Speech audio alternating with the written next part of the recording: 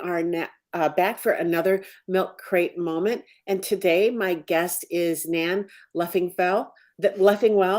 And Nan, thank you so much for being here today. And we're going to get into what you do in a minute, but you know what I like to start with? What was your I Milk Crate moment? I do, and I love this series that you're doing because I think, yeah, a lot of entrepreneurs have this milk crate moment, and I definitely have mine. But it wasn't sitting on a milk crate. It was sitting in a blood pressure machine cuff. Mm. So let me set the stage a little bit before we get to that milk crate moment. After the recession of 2008 to 2009, I switched careers from advertising to technology. And I was employee number 23 at a little startup software company here in Lawrence, Kansas, and it took off. They were clearing out closets, and we were making desks out of hollow core doors and filing cabinets. And in 6 years, we had over 100 people on the floor because these were some of the brightest human beings I've ever been blessed to work with. It was an amazing experience, and in that by the time I started where I was switching an entire career, an entire knowledge base, in 6 years, I was managing 2 departments, a content management department and a tech writing department. The content management department ran 24/7.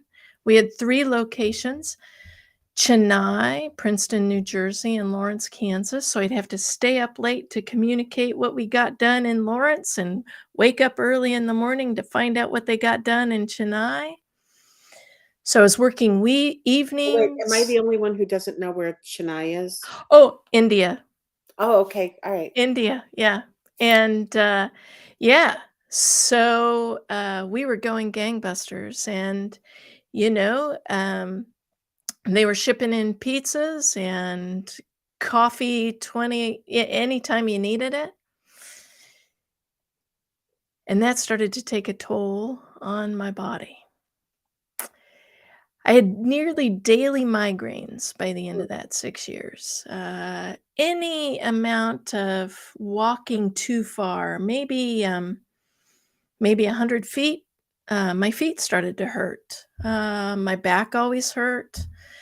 I was eating antacids like desserts, Mm. nearly every day.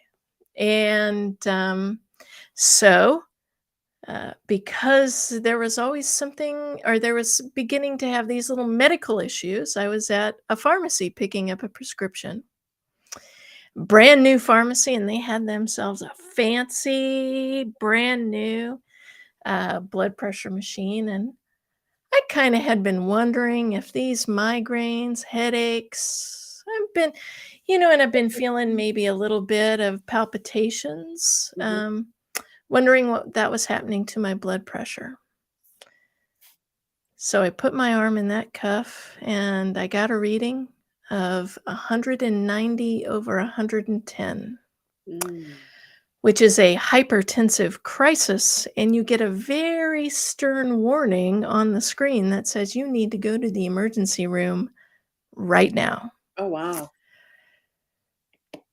I didn't, and this is not medical advice, um, but I knew a little something about heart attacks and lifestyles because as a kid, I saw my dad have a heart attack in front of my eyes and survive.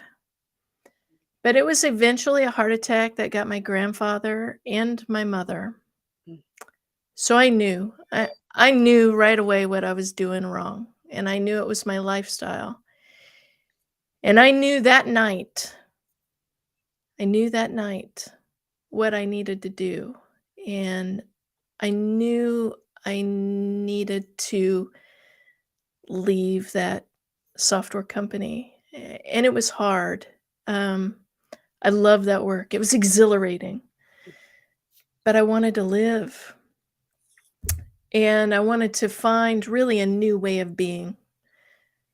So that was my milk crate moment. I That's a quit my very serious job. Milk Crate moment. Yeah. Yeah. Yeah. It was scary, it was like, "I'm gonna quit." Of course, I had a 3-month plan, Mhm. but already, just with that 3-month plan of knowing what I was gonna do, my blood pressure began to drop. But yeah, that blood Well pressure machine was my milk crate.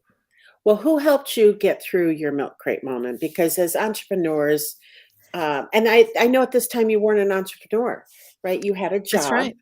I had right? a good So job. yeah, so tell me that. How did you make that through? Who helped you get through that milk crate moment? Well, yeah, I'm married. I have a husband, and we talked about what that was gonna be like. Mm, Um, this big corporation came in and bought this beautiful, wonderful, brilliant software company, and it was one of the largest corporations in that industry, and so we were all pretty flush with bonus money. If you stuck around and not leave for 3 months, you got to keep it. So, we devised a little plan, and, I by the time I gave him 4 weeks notice and, slid across the table, "Oh, by the way, here's my plan for how you'll cover my position." And that made everybody happy. It was a great way to leave a company. good. And, yeah, I started doing technical consulting at home. Yeah. Is that what you're doing now? No, Oh, yeah, well, that's the a really reason good well, good. question. Yeah, what are you Yeah, doing now then? so here's what I discovered, right? Yeah, I quit my job. I had time to go work out. I had time to plan meals. I was eating better. I wasn't under the pressure cooker, so I was less likely to grab the Starbucks and the sugar. And yeah, I dropped about 100 pounds. Oh, wow. But it's not really about size. I believe that every human body is a beautiful body. It was really about my mind that changed. Mhm. But that didn't solve the burnout. Reacting to stress is a behavior response. I didn't know that at the time, but I kind of kept going on this healing journey. I tried yoga and I tried Reiki, and I tried essential oils, and I'd had a meditation practice, had a little bit more time, so I was meditating more. But I went to a breathwork session. For people who don't know what a breathwork session is, you breathe heavy in and out through your mouth in a specific pattern while laying down. They play music and they coach you through it, and you do that for about 45 minutes. And the reason that is effective is because it resets your nervous system. Mm. And I got up from that breath work feeling like I had just been born because my nervous system wasn't always in, watch out. What's going to be the next threat? What am I was giddy. I was like, is this what it feels? Is this what my nervous system is supposed to feel like? So I signed up for the next breath work and then the next and then the next. And shortly before the pandemic hit, I had signed up to become a breathwork facilitator and got 300 hours worth of training over the pandemic. Well, that's completely awesome. So I'm going to ask you though, because breath work, it's not a term that I'm familiar with. I know that we breathe, right? That's pretty much the amount of my breath work knowledge. So Okay. why don't you tell us the benefits of what breath work, besides resetting your nervous system? What is the benefits of doing breath work with, I'm guessing that's what you do right now is you're a breath work consultant? I'm a mindfulness teacher, mindfulness coach, And do you incorporate and the breath work into that? absolutely, Excellent. absolutely. That's what. Thank you for asking that. That's a good question because that's what makes my practice unique. Is Mhm. I blend these two disciplines together um, to so breath work is a way of breathing in a particular pattern that affects your nervous system. You can upregulate your nervous system or downregulate your nervous system or balance your nervous system with breath work. Um, SEAL teams use box breathing to balance their nervous system so that they are very aware or as well as being very calm at the same time. You can use breath work for stress because that's one of the big things I talk to people about. That's why they call me. They're stressed out, they have anxiety. So the first thing I teach them is the 4-7-8 breathwork technique where you breathe in through your nose for a count of 4, hold it for a count of 7, then breathe out for a count of 8. Do that 3 times. Take note of what your stress is like beforehand, what your stress is like afterwards. So that's a little stress management technique that I teach, that you're in a busy day. Maybe you're sitting in a meeting and you're talking to people. Maybe there's a project on fire. You can sit there and do 4-7-8 without anybody knowing. Bring yourself back down to a place of calm to hear what you're going to be working on next. Create some focus in the moment. Right. Yeah. So that's what I do. Yeah. Well, I love that. So let's talk a little bit about your practice there. You said you're a mindfulness practitioner with that you incorporate the breath work, and you said something Yeah. else. What was that? Well, I often teach. I'm a teacher. So I teach and I coach. Um, so I have a basic course Mhm. that teaches us the foundations of mindfulness meditation. And it's specifically, we use mindfulness all the time now. And I think we've kind of lost its original meaning. Mindfulness is simply being aware of everything going on and how you're feeling in the present moment. We often get lost in our thoughts about what we're doing now or what we're going to do next.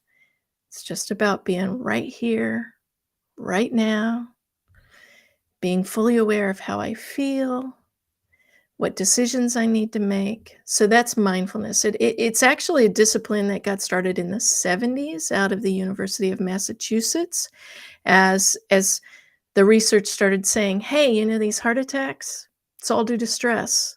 Mm, So it came out of the medical industry. So gotcha.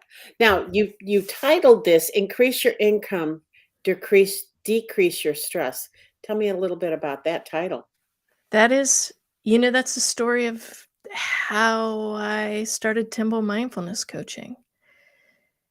I noticed that as I started realizing through mindfulness practice how much I had been programmed to respond in really unhealthy ways to demands. To say I came from a type A personality family is an understatement. We get a Gotcha. lot we get a lot done. Um, but I realized that my mindset and my approach to the demands needed to change. And as they began to change, my business began to change. It doesn't take much. It's just really neuroscience says 12 minutes a day, regularly, daily. Meditation works cumulatively. So you don't have to go out and have a week-long retreat with shamans in forests. 12 minutes sitting right here, right now, every day. That's Oh, all it takes. love it. Um, I'm calmer and I'm genuinely happy on my sales call. I'm a lot more focused. Like, running a small business, you have to be your own legal team, your own finance team, your own sales team, your own marketing team. You got to create content. You got to host lives. You have to talk to people about what we're going to do on that live. You're going to have to walk them through a new piece of software to get the live up and running. You have to be your own IT department. Yep. Mindfulness helps me focus on the important things and not be distracted and not be overwhelmed. And all of a sudden, as I began doing more and more of that, my world became my office became my sanctuary of peace, and I started selling more. And I started getting people saying, "Hey, I want you to coach me." Hey, do you have a course? Do you have a course? Like the number of times people, when I was just doing technical consulting, because as a technical consultant, anytime I'm advising anybody, the first thing they start to talk about on any new project is the anxiety they have about the project. Mm. And they noticed that I'm not getting freaked out in that conversation. How do you do that? It's like, well, practice mindfulness meditation. And more, Timbo mindfulness coaching has become my main business. So, I you love know, yeah, you Well, let's talk about what your free giveaway is. You said okay. you have a free video training. What are they gonna learn there? Yeah, okay. So the Thank you video for having a training. free giveaway, by the way. I Oh, I I love when people have something that they're gonna give the audience here. well, I love to teach. So it's a video training and it's a very short. I like to design everything I do in short little bites for busy people. Right. So it's a video that just demystifies all the myths of meditation. There's a lot of stuff around meditation. It's really actually very simple. So I just demystify the 12 little myths of meditation so that you can get started right here, right now, just the next 12 minutes of adding a little bit of peace every day to your life. So that's a little kickstart to get started on meditation. Let's put that up. I love that because that's exactly how I like to start my day, right? Is with a meditation every morning. Yes. I'm up, I start early in the morning. I have a long day ahead of me. It's usually between 10 and 12 hours a day that I'm here in my office. And I love when I can start my day with a meditation. It's such a focused, easier day, so I love that this is your gig. So, Nan, tell us, let's read that out loud. This is how you can get hold of Nan. Let me let me see if I can put that into the private chat as well. I can. There we go. I'm sorry that I put it in the wrong chat. Sorry. No.